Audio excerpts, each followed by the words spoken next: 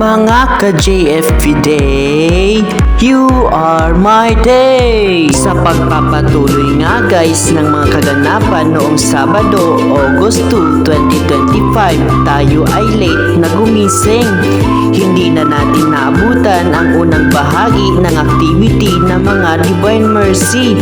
Sa pagpasok natin sa simbahan, nagpapatuloy na ang confession at tayo naman ay nagpa-confess sa araw na iyon.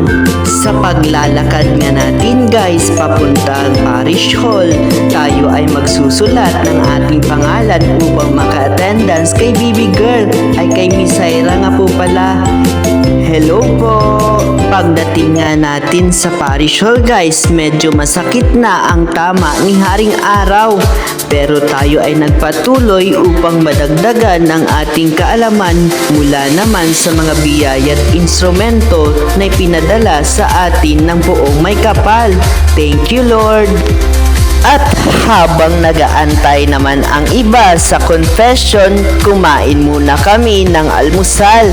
May tinapay, kape, puto at iba pa.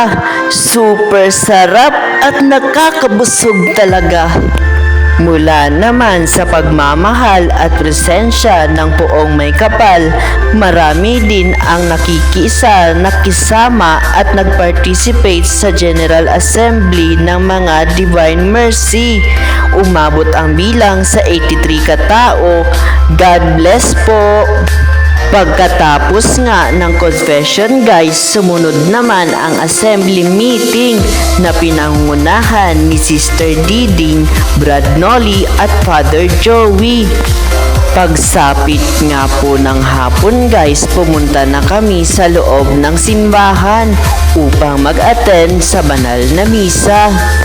Sa muling paglalakbay, mga ka-JFV Day, you are my day. See you there.